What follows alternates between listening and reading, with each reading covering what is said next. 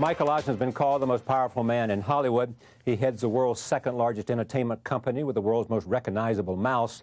He has been chairman and CEO of the Walt Disney Company since 1984. His career began in children's television programming and came full circle when Disney acquired Cap Cities ABC in 1995. He has earned a reputation for creative instinct and executive flair. Under his direction, the once fading brand name has become a multimedia empire. I am pleased to have him on this broadcast for a conversation about Disney and about the entertainment world that he is a part of. I am pleased to have you here at long last. Thank you for inviting me. A couple of years ago we started this. Well, you know, it takes time. Tell me this.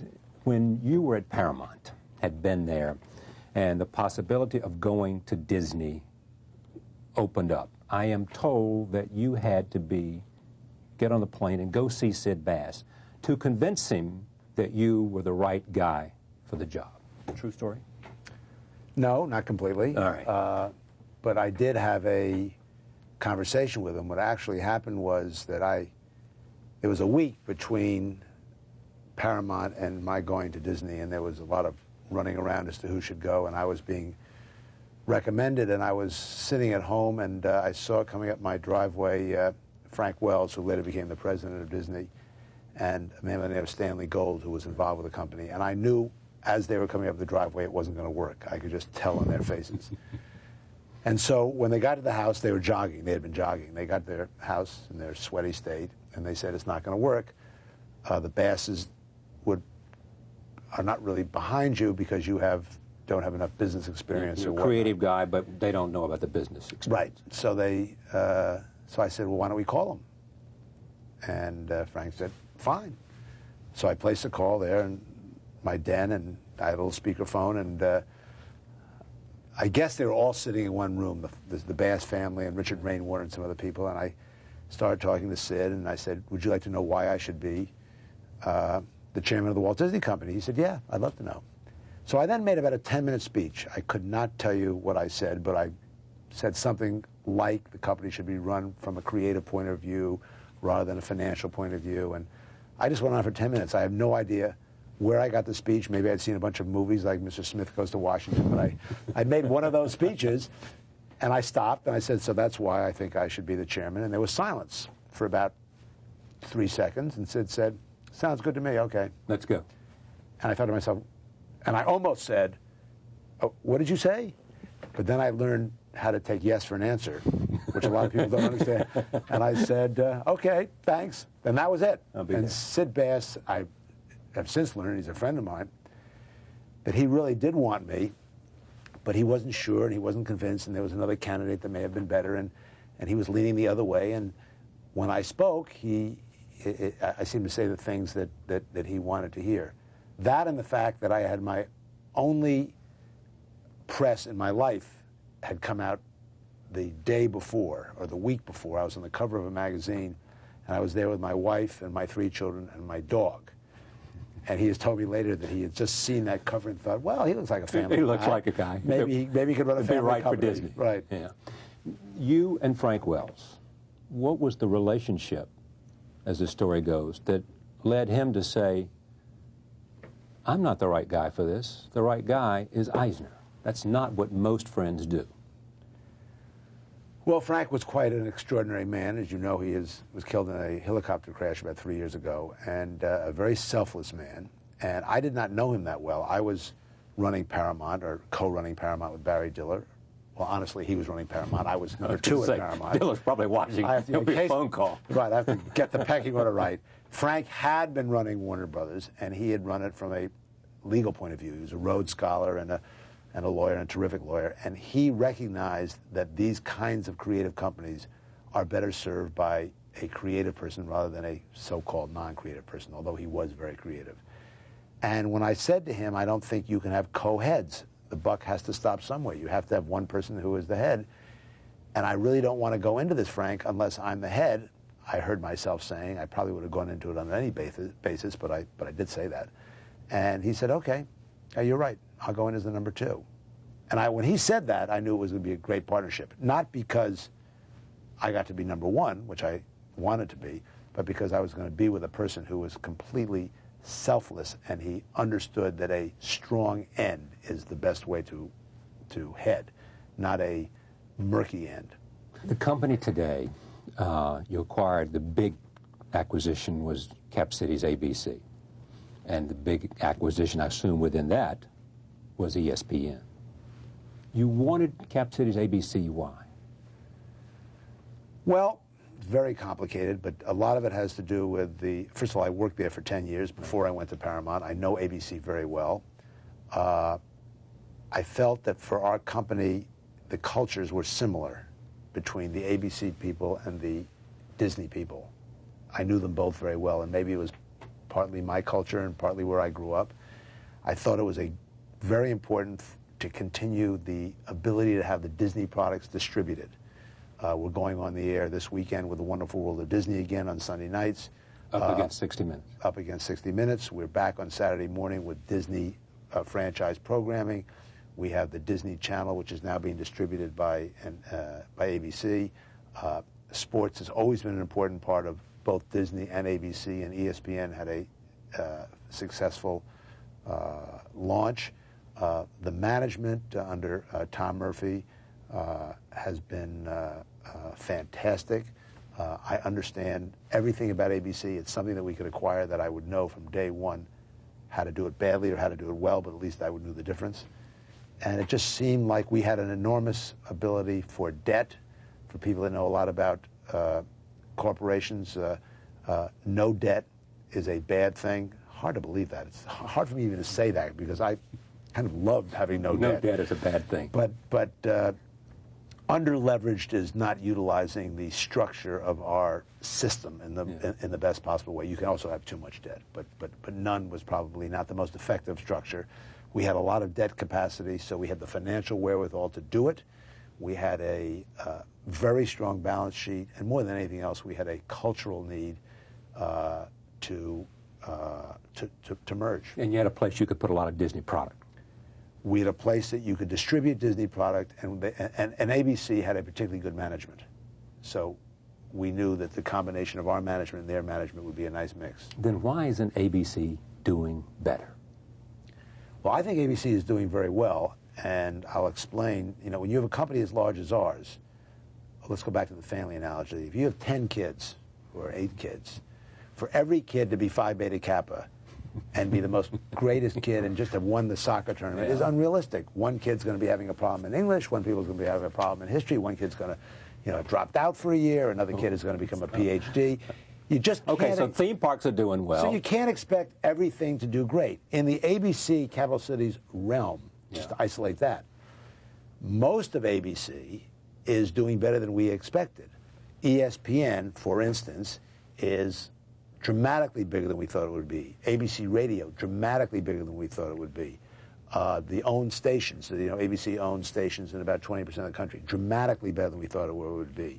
The whole international way ABC is organizing ESPN and the Disney, dramatically the way it would be. On the ABC television network, there are areas that are absolutely booming. ABC News is as strong as I've ever seen it. When I was at ABC, ABC News was a lost... But that was a long time ago. It was almost called the Almost Broadcasting Company at that time. Right, and it was a lost leader, and ABC News was there because it had to be there. It was kind of your responsibility. Now ABC News is dynamic. You give Roone Arledge credit for that. I give Roone Arledge credit for it. I give Tom Murphy credit and Jim Burke credit for it, and the management of... Dan Burke, excuse me. Jim Burke was at Johnson. Jim Burke was at Johnson. Dan Burke's brother. Right. In the network side, just now let's isolate it out into entertainment, which is where people like to look at it. Well, before I get to prime time, daytime, very strong. Children's programming, now #1. Sports, very strong. Prime time, they were #1. Their shows aged. They are building back. The season has just begun. For instance, 2020 went on Thursday nights now against ER. It's the biggest inroad we've had against ER in 2 or 3 years. It'll happen. You have to have patience. Nothing happens overnight. A panic would be a bad reaction. But NBC looks like a locomotive today. My question, Well, they've looked like that before. ABC was well, they were a locomotive before. ABC was a locomotive. Locomotives run into cabooses every once in a while. That's true. Or they derail. Yeah, but the question is, what does it take to turn around a network or to accelerate it into number one? If you had 2 hit shows, ABC would again be number one? Are we in that environment today where 2 hit shows can turn you around in prime time, like ER and Friends did for NBC? Well, my theory when I worked at ABC in the dark ages, and we were number 4 on a 3-network race. That's how bad we were. We decided to have a hit show every semester. That was our goal, meaning in the fall you would try to have a hit show, and in the spring. Just one. And then the next fall and the next spring. And we did that. We had a hit show. It took about 4 or 5 years, we became number 1. If you have, taking the NBC schedule, if you have Friends, Seinfeld, and ER, you're number 1. It's that simple, because you feed into other shows, you spin off shows. So the answer is, if we can get a hit show this fall, another hit show in the spring, another hit show the following fall, we will get to be number 1. Jamie Tarses was a mistake? No, not at all. Not at all. Jamie Tarses was and is a very bright executive, trained in NBC. Created Friends. Was involved in bringing Friends over there and having something to do with it.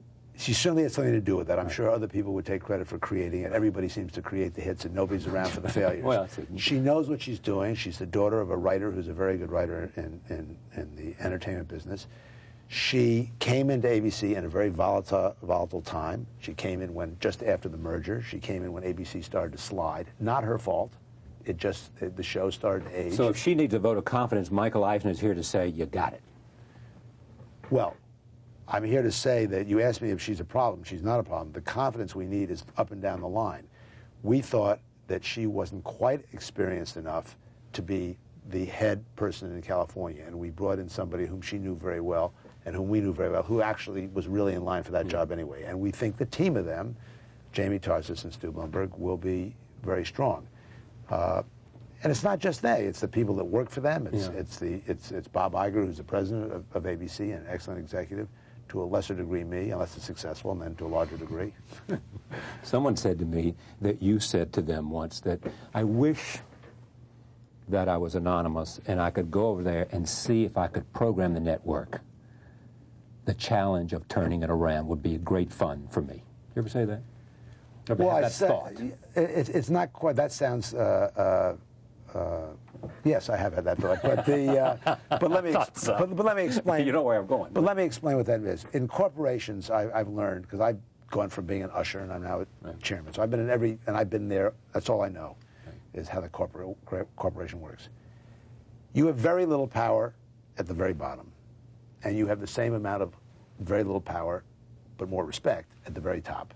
The places that corporations are really run from are the middle. Right. When I was in the middle at ABC and I was running programming, or one of the people running programming, I had a fabulous time. I could say the things like, you'll never work in this town again, and have it mean something. Did you? No, I didn't. I didn't have the guts to say that, because I never knew when I would see those people on the way down or in another life.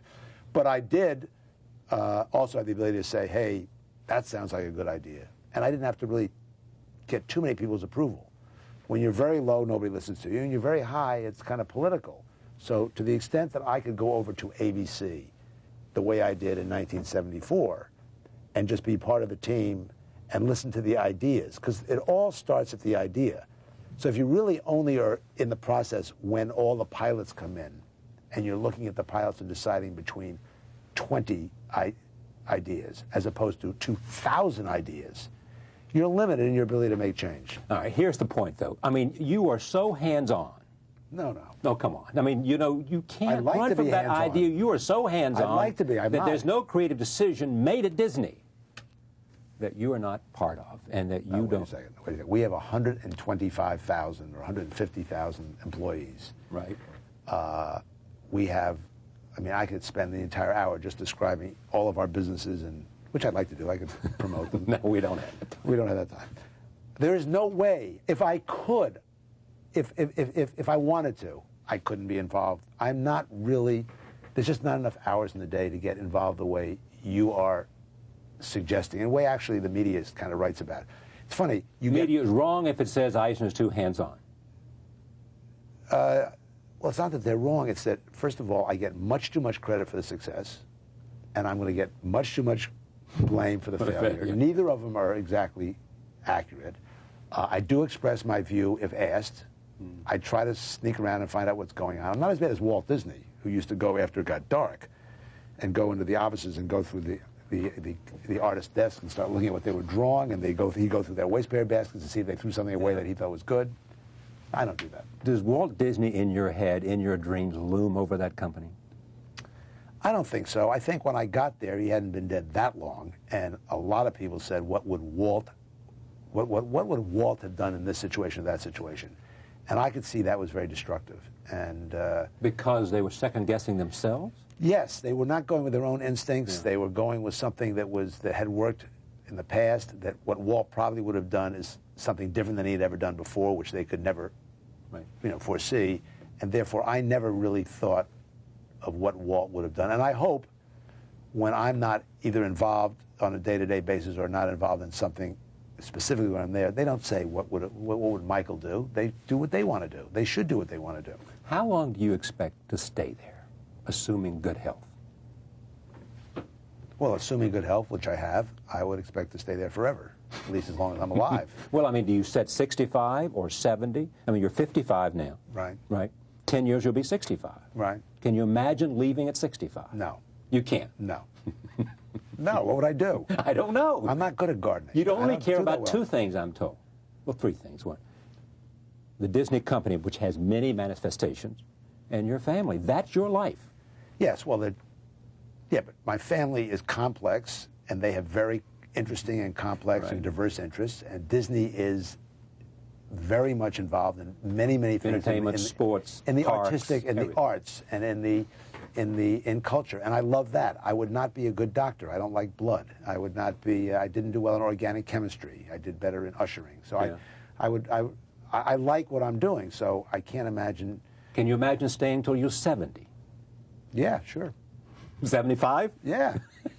I mean, if they wheel me in, let me look at a pilot. You're there. I'm there. All right. Animation. Some look at what's happening. They look at Hercules and they're saying, Disney ought to be worried. This is not going as good as it used to go. And Lion King was big, and since then, it hasn't been as big. And if animation gets less important to the company, all those subsidiary businesses like consumer products lose their attractiveness. Micheal should be worried.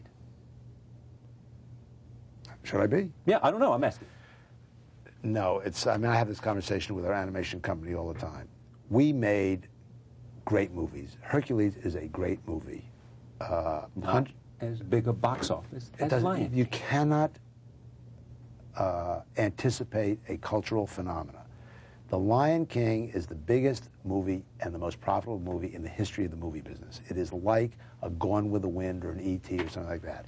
If you plan your business to hit a cultural phenomena, you will hit a cultural dead end. That is insane. What you do, this is like a sports analogy. Say, take basketball. Shoot the ball from the key. Don't throw it half court. If you keep shooting from the key, it will go in. Some will be ugly. But that's been your philosophy of making movies. Absolutely. Make less expensive movies and more of them. Well, first of all, make great movies. Right. Hopefully they cost less rather than more.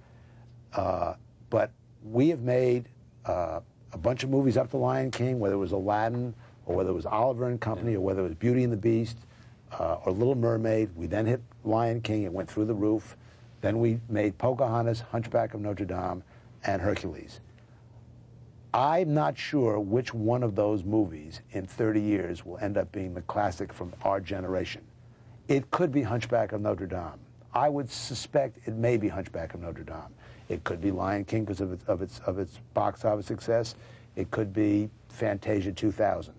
I know what it won't be. I won't mention it, but those movies that we make that are dogs, I get much more upset, I must tell you, by a bad movie that does well than a great movie that does badly.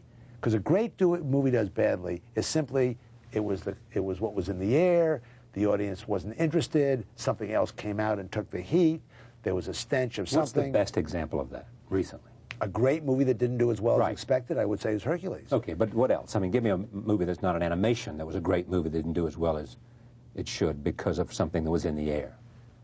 Oh, it happens all the time. I mean, I wouldn't even pretend to try What to... was a bad movie that did well and you... Oh, that really is dangerous for me to say. That is really dangerous for me to say. But you know, some Of course I do. gigantic piece of junk that just appealed for that moment to the audience. The problem is when a bad movie does well, and we don't have that many of them. Usually our bad movies do badly. Thank God. Because when a bad movie does well, it's like an earthquake. You lose confidence in yourself. You see a movie in a screening room, it's great. You say, this movie is going to do well. If it does, if you think that, it usually does okay. Sometimes it's The Lion King. Sometimes it's E.T. or whatever. You see a terrible movie, you say, throw it out. It's awful. No, we're going to distribute it anyway. And then it goes through the roof. Then you say to yourself, oh, what did I miss? And I have examples of that, some. Animal Kingdom is coming on stream, will open when?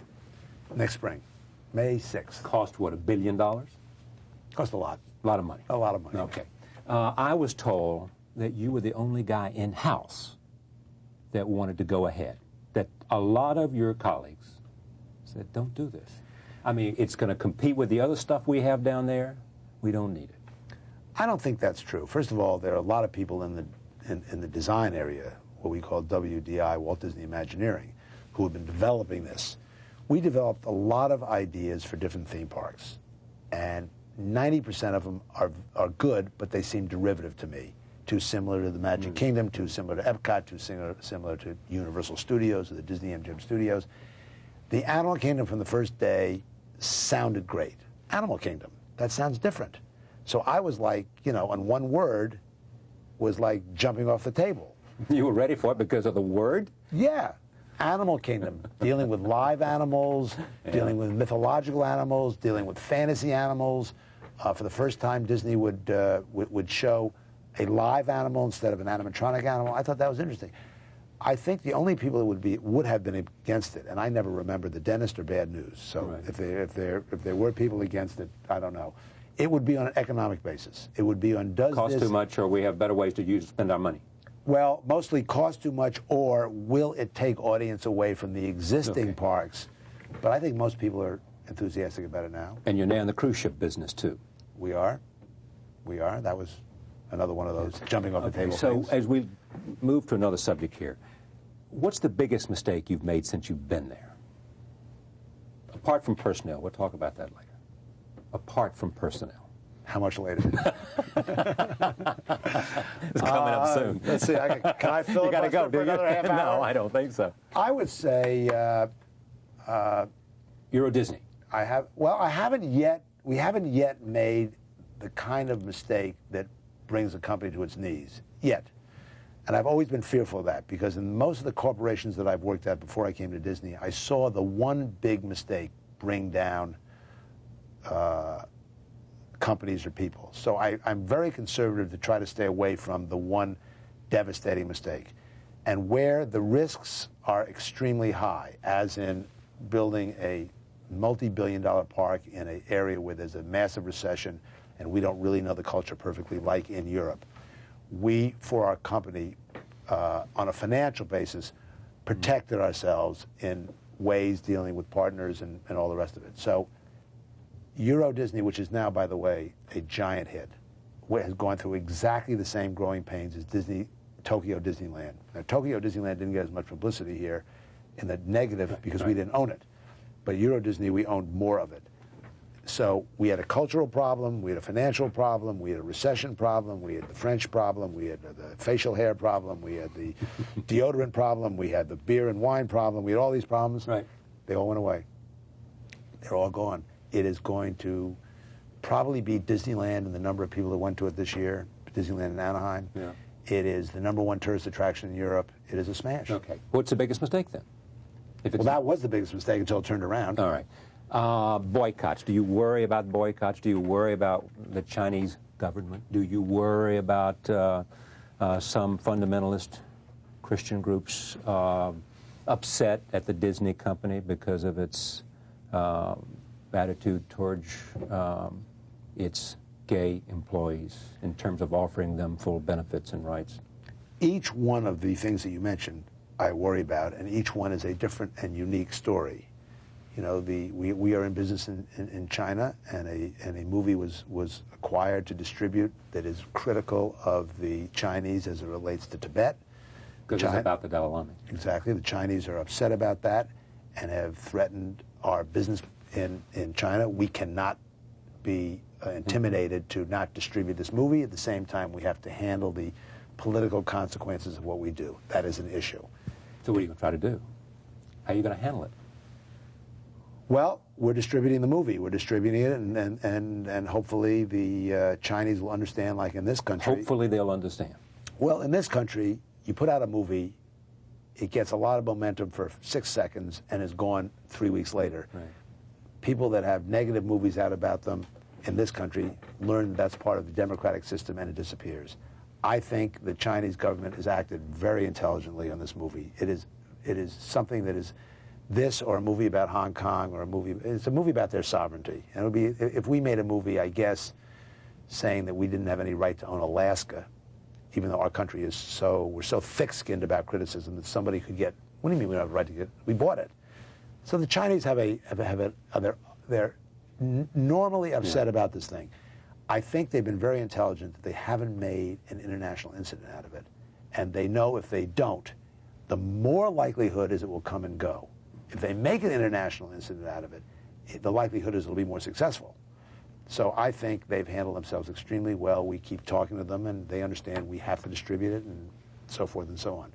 That is an issue we have to handle tactfully. I unfortunately, have not been trained in the political environment, and I'm learning. Yes. Henry Kissinger is telling me what to do, and I'm trying to do it. So you pulled out all the heavyweights you could find to say, how do I handle this big problem? Yeah, most of them said to me, you're in it. You're in it. Because, why didn't you call me first, they said. Because you got to respect the Dalai Lama, you got to respect human rights, and you can't be, you can't overlook human rights violations and persecution and all the things that some accuse that government of doing. Well, we do not take as a company a position either in human rights or not in human rights. We are a movie company. We're an entertainment company. The director of this movie, which is Marty Scorsese, has taken a position. Right. I am not sure whether his position is correct or incorrect. I have my own point of view, having read a lot of material about it, but that's irrelevant. If this is a point of view of the filmmaker, that is the difference between our company and a government of another land. Gay rights for your employees, benefits for couples. Well, we felt that it was fair and appropriate to give health insurance to people who are either married heterosexually or who have been living together for a sufficiently long time in the homosexual world to be dependent upon one another. And instead of putting the insurance risk on the state in which the person lives or the federal government, we felt it was our obligation for our employees to be able to insure their significant others if there's a long-time real relationship. This obviously has upset some groups. I think it's the right thing to do. I knew when we did it that it would be a volatile issue. It has been done in corporate America by about 30%, I think, of the companies, amongst them the biggest and most respected companies. We are obviously, because we're well known, a lightning rod for that kind of thing. And some very fundamentalist groups have taken exception to that. Boycotts haven't hurt you. I don't like being boycotted. I don't mind being boycotted for something that I think we did that was correct. Okay. I would hate to have made a big mistake and then been boycotted, because then I've made the mistake. I think they have the right. By the way, it is the American way. They have a right to call for a boycott. Right. The people that they called to boycott also have a right not to follow. Competition. Hate competition. I mean, I love competition. Yes, you do. Who do you worry about? Do you worry about Gates and what he's doing at Microsoft? Well, first of all, I really do believe what David Sarnoff said about competition was that... Your first boss. Kind of. That it brings out the worst in people and the best in products. So competition, basically, for the consumer is great. Because if there is no competition, you end up having arrogant monopolists. Who do I worry about going down the line, other than just another movie maker or something like that? Exactly. I mean, when you see... I guess the common wisdom is that the person to worry about the most right now is Gates. I think you have a combination of a very successful, wealthy person, a very bright person, and probably worst of all for people that are competing with him, a very young and healthy person. So he is motivated. And he's got the resources to buy things and take chances and a lot of others. And he's had the experience of being a kind of a monopolist, and he's enjoyed it. He's kind of hooked on it. So I think you could like that. I think we got to be careful. Got to be careful. Yeah, we got to be careful that we compete. Because we don't know where the technology is going to go and what it's going to open up, and you can't see around that corner. And in fact, neither does he. See, we all think he knows everything. He probably doesn't know everything. And I don't know him. I've only met him once. So I'm hoping that he either gets too arrogant, which is maybe he won't, or he forgets something. We'll find it and we'll pick it up. But we have to be there. We have to make sure that, he doesn't own the television screen. I mean, he just doesn't. Everybody kind of said, oh, Bill Gates, he owns the television screen because he's got Windows. But ABC is there, and ESPN's there, and Disney's there, and there are other people that are there. So I'm hoping that I hope he's not watching this program because we'd like to be on his screen. But you want to be in all those PCs, do you? But we like to be on other people's screens too. Okay. Two tough moments for you. Frank Wells' death. And partner, you must have said, I've got to do this alone now. Yeah, that was very unpleasant. I mean, he died in a helicopter crash. A guy who was a mountain climber, who was Mr. Inside and you were Mr. Outside. He was management, administration, much beloved by the employees. Yeah, what he was more than all of that to me was he was completely selfless, as I said at the beginning of the program. He was completely, first of all, very bright, and very effective, but selfless and loyal, and it was kind of like a marriage where you completely trust your wife and you know that when everything else is bad, at least your wife is there. Yeah. And for some people, not their wife, maybe their mother, but somebody is usually their dog. Somebody is there helping you get through whatever you have to get through. And Frank and I were very close that way. And what he said to me was always the truth. And for him, his specific talent, usually nobody is indispensable. You can find other people that are great lawyers and other people that are great businessmen and so forth. It's hard to find other people. Other people to step aside and let you be number one? Well, no. That was only a indication of his selflessness. I was happy not to share with him all of the financial and other glory of the company. And you two complemented each other. Yes, and people thought, though, that I was a creative one and he was the business one. In fact, I'm all right in business and he was very good creatively. It's just that people label you. But it was a difficult loss like for me. Your arm. Yes, and it was like your soul. It was like losing somebody that was very important to the company and very important to me.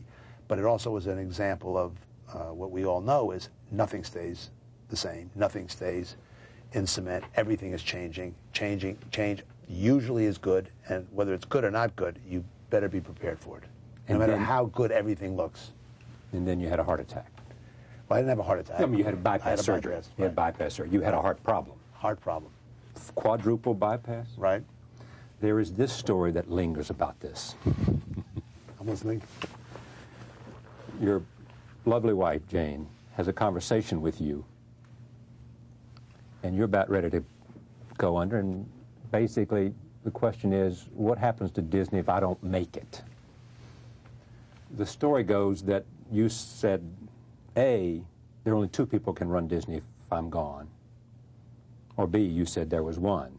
I've heard it both ways. I've heard you said it's either Mike Ovitz or Barry Diller.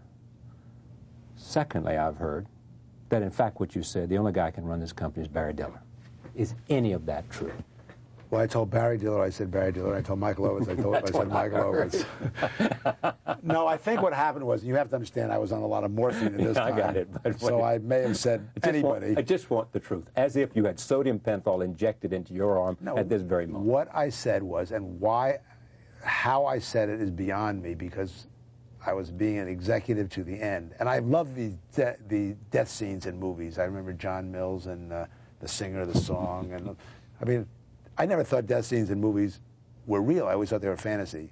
So I was, of course, maybe that I'm a movie person, I was playing out a death scene here. I guess. I came out of one part of the operation, and Jane brought in 2 of my 3 children to say whatever they were going to say. And I said, wait a second, before you go, I have 3 things to say. So my wife said, no, we'll talk later, don't worry. I said, no, I got 3 things to say. I got a pad ready to make notes. 1, I want to be buried above ground. Where that came from, I don't know. But I like California sun, I guess. Yes. I said 2. Mausoleum. I did. I'm like talking about my funeral. I did say that. Number 2, I said my wife and I had bought a piece of land, and we had designed a house which was too big and it was a pain in the neck. And I knew I had, but Jane wanted to do it because our house didn't have closets or something. But I was negotiating with her. So I said, Jane, if I get through this, let's sell it. I don't want to build a house. It's the only time I knew I could get away with getting my way. So I was negotiating with my wife to not build a house. This is not good so far. I don't know what it says. But so she said, that's 2. Okay. And I said, number 3, if anything should happen, what I would suggest to the board is either Barry Diller or Michael Ovitz. You promised me you said either Barry Diller or Michael Ovitz. No, I don't promise you. But that's the way it's going to go down. And only my wife and my children were there, and the anesthesiologist. So you're not swearing that you said absolutely not. I didn't say it, but I'm not going to. I said something like that. You're sure you didn't just say Barry Diller? I'm not sure I didn't say. I don't remember. You got me. I don't know. I said one of those, either Barry Diller or Michael. You don't remember? Well, I was in. We have witnesses there who could say what you said. You just have to find that anesthesiologist. You then chose Mike Ovitz. Right. A year later. A year later. He was the only guy you thought, why? I mean, why Mike Ovitz? Well, I had known Michael Ovitz since he was 20, I think. I was a little older. And I knew what an effective executive he was. I knew how well he had done at William Morris, and when he started his own agency, how well he had done. And I had been talking to him about coming and working with me for 20 years. I tried to get him to come to Paramount and be head of television when I was president of the company.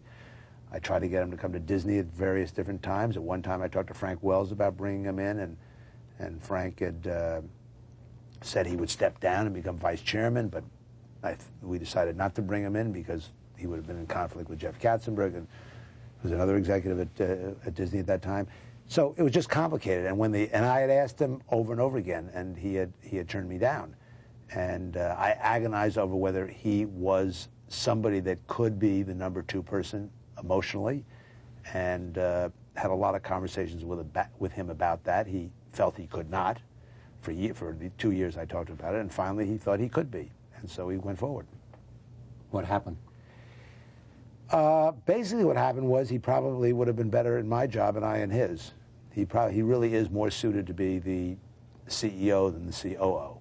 He wasn't as an effective a number 2 person as I thought he would be. And I think he was frustrated because he had been, number 1 for the last 20 some odd years in his own company. And he was in a private company, in a small company, going into a giant company, but still going to the number 2 slot. And that just didn't work out. You knew it right away? No, because I'm very optimistic. I'm kind of Panglossian in character, and I kept. And this was a huge mistake. Not in terms of how much money it cost you in the end, but in terms of your reputation, your judgment, your. It wasn't good for either of us. I mean, it wasn't good for him because he has suffered because people think that he failed in the job, and I'm not sure that he failed any more than I failed with him in making it work. I mean, I take as much blame as he should take. It just was not going to work, and it was better. We both agreed it was better to end it quickly, rather than to be to have it damage either us or the company or be unpleasant going forward. When you look back on it, did you do everything you could to make it work? I think we both tried very hard. No, that's not what I mean. I mean, in a sense of giving him responsibilities, in a sense of doing all that you could do, being willing to give up some of... I think so. Without getting into, unbelievable detail here, I believe that I tried extremely hard.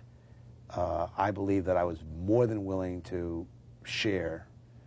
I believe he tried very hard. And I believe that we both had something that made it very difficult, which was a personality. We each had our own personalities, and we'd each been doing things a certain way, and we were just two old dogs to learn new tricks. I think that's it. I think you know, the media has made much more out of it than it was. I mean, there are things that, you know, we were great when we dated. When we got married, it just didn't work. We should have lived together first. Should have lived together first. Probably. Do you speak today? I haven't spoken to him in a while. He has been off doing other things. Oh, come on. I mean, that's a silly answer. Why haven't you spoken to him? Why don't you pick up the phone? Why doesn't he pick up? What's... We will. We will. It takes time. Yeah, it takes time. I think that he is hurt that I couldn't make it work for him. I think he's probably angry at himself for doing it. I think he will recover. You think so? Oh, totally. Totally. He's a very smart guy, and he's got a great... That's not even at issue. Well, no, but he's got a lot of things going. He's very smart. He's got a terrific personality. He's got a good wife. He will survive. You got a lawsuit with Jeffrey Katzenberg. Who? Somebody you once called your golden retriever. I never called him ever my golden retriever. Right. Other people called him my golden retriever. He called himself my golden retriever, I think. Well, maybe so. $250 million lawsuit, right? Says that, you know, because of the stuff that he started, should have gotten a percentage of it, and it comes to $250 million. This isn't good for you.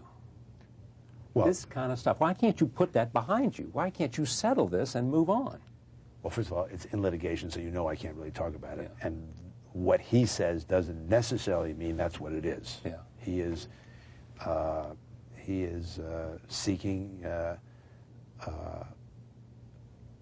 money from the company because he thinks, or he's been led to think, that a contract that he has reads a certain way. We think the opposite, and that's what this is all about. By the way, it's a contractual dispute between two very strong people. By the way, it's reached a level of animus, hasn't it? No. No? No, I actually... It's so interesting. You know, it's just the way I am. I could never... When I was a kid, and I'd get in a fight with my best friend, I couldn't remember the next day why I was angry. I can't either. I don't have any animosity toward him. I think he did a fabulous job. He worked with me for 8 years at Disney, 8 or 10 years at Disney, I think 6 years at Paramount. He and I worked great together. He got to a point in his career that he should have moved on and had his own thing, which he does. Yeah. And I hope and I think he'll do well. Do you? Let's stop right there. You think DreamWorks is going to make it? I don't know about their finances, but I know they're three very gifted people. Of course they are. There is no better producer, and I say producer because a lot of what they're going to do is producing movies, than Steven. Obviously, he's the premier director in the country, but he's also an excellent producer. David Geffen, who's one of the three partners, is a legendary in the music business. Right. And frankly, he will be to them what Roy Disney was to Walt. He knows the financial end very well, and he will be a very good, let's say, a barometer of spending. He will be a very good, I can't think of the word I'm looking for, but he'll be very good for the two of them. And Jeffrey is a excellent executive. So, on paper, they should make it. They should make it, and they should make it more than... But you have some reservations as whether DreamWorks will make it because, first of all, it's a very tough thing to do. But... The only reason I would have any reservations, and I think they will make it, would be that the enormous amount of money that is being spent on it. Just it's a lot of money that they have to be very successful to make it back. But I think they'll make it, and you know what? It's good for the entertainment business if they do make it. It would be bad for the entertainment business if they don't. I understand that you don't believe that the Disney company owes any money to Jeffrey Katzenberg. But it's hanging out there, and you got a lot of other things to do. Does the Ovitz settlement make it harder to settle with Katzenberg? Just to get it off the table. I think first of all, I think you should know that the Walt Disney Company has paid Jeffrey Katzenberg, as it has other successful executives like myself, a lot of money. This is a contractual conflict, and we resolved in the way contractual conflicts are usually resolved, which is either in a settlement or in the court of law. The Ovitz thing is a completely separate situation. But it doesn't affect this? I mean, it doesn't? No. You don't think? There's no... No. People are not going to say, well, if Micheal Ovitz came there for a year and walked away with what might have been $100 million, Katzenberg's there for 10 years. Well, if you take that logic, there are a lot of people that owed a lot of money. Okay, speaking of your compensation. We weren't. Well, we are. I say. $700 million. Did you have any reservation about the publicity when you had that board of directors meeting coming up? Well, first of all, I haven't earned anywhere near that. But I have worked there for 13 years, and the company has gone from a market value of $2 billion to $50 billion, something like that. And I had a salary that was less than the comparable salary to people in my position, and I took the risk with stock options that we would be successful. I will tell you that all the years I worked at Paramount and all the years I worked at ABC, a combination of which was 18 to 20 years, the stocks of the companies that I had been working at never went up a dollar.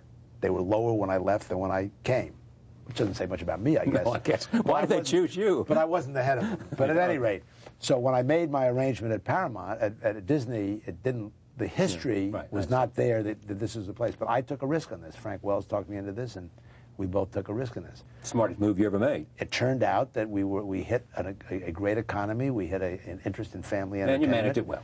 And we managed it well enough. So we did well. I do not like the way it's characterized usually in the media, and it's too bad, but it's not too bad because it's appropriate that public companies have to reveal all this kind of information. I don't think I should be embarrassed about it. I think I've made a lot of people a lot of money and some for myself. But I'm constantly having to ask this question. And I have to ask it too. I understand.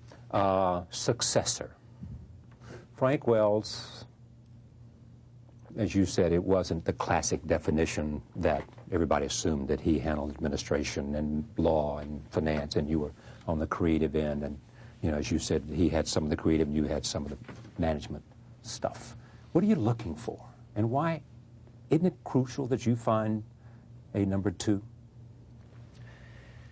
Well, it's not crucial at the moment. The fact of the matter is there are many people inside our company who could be number two. Right. And I have made a big effort, and the board of the company has made an effort to meet and to interact with those people that are very strong inside the company.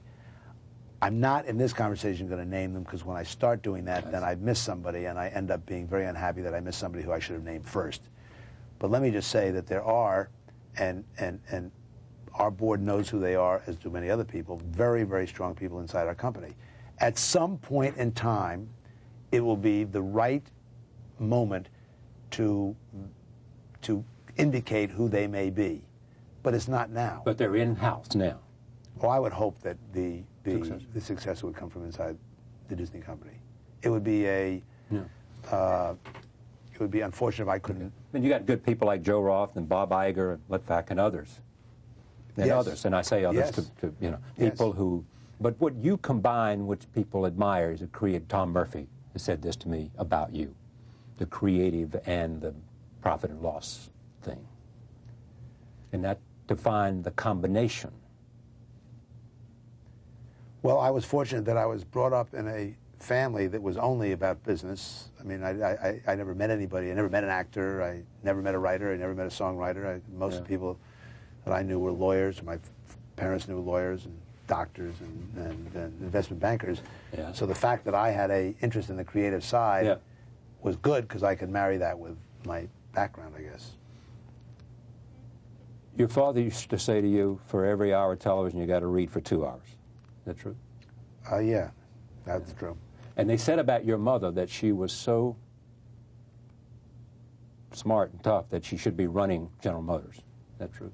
Well, we said that about her. we said that about her. Yeah, my mother was very organized. My father was very smart. They're both very smart. And there was no question. But the more than that is that I came from a environment of the importance of a strong family. And to me, that is the key element. That is more important than school. That is more important than, you know, whether you go to law school or business school, or whether you start off as an usher or start off as a, you know, getting somebody coffee. I think the environment of the family, having come from a very strong family, having to try to provide a very strong family for my children, is something that made me kind of appropriate for Disney. I understand Disney, and I think it is the area in this country that we really should be concentrating on. I don't think you can substitute for that. Let me mention one other thing. Ted Turner. What do you think of this? $1 billion. Made a lot of money. What do you think? I mean, I think it's great. And he says here, I'm putting the rich on notice. Do you think we need more philanthropy from very wealthy people in terms of giving money to institutions, and that he's got a good point? Well, more is always better. This country is enormously philanthropic, from the very top and the richest to the poorest person who's involved with their church group or involved with their local clubs or whatever. This country is the most philanthropic company by so many leaps and bounds. The idea of philanthropy outside the United States isn't even known. In a country like France, there is no such thing. It's all done by the state, from cradle to grave. So I think the country should be congratulated, not berated, for how already philanthropic it is. I think, God, I can't remember, it's 50 billion. I can't remember the figure, but it's such an astounding figure of what is given away every year in this country that nobody even comes close to it. So yes, he's a high-profile person. He's made a theatrical donation. He's on the cover of Newsweek. But I'm not sure the guy who gives $25 in church, and the guy who supports his local Y, and the guy who supports the Boy Scouts, which is as difficult for them as it is for Ted Turner to do $1 billion, shouldn't be the person on the cover of Newsweek. Finally, architecture. You're being honored tomorrow night by the Architectural League here in New York City. I'm told that means a lot to you because architecture is a passion. What is it about buildings that somehow touches your soul? You know, I'm not sure, because I've been trying to write a speech for tomorrow night, and I'm having trouble articulating that. When I grew up in Manhattan, and I just remember walking down the street and seeing some beautiful old building being taken down. And I remember being angry about that. I don't know why. It just angered me. And I'm like 6 or 7 or 10 years old or something. And then I can remember seeing just horrible, ugly buildings. You have to remember some of those buildings in the 50s were pretty bad. Yeah. And being angry about that.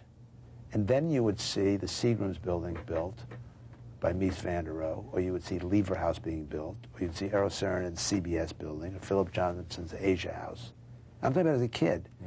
You lived on Park Avenue and you could see something changing. It was just amazing. I used to love the Super Constellation airplane.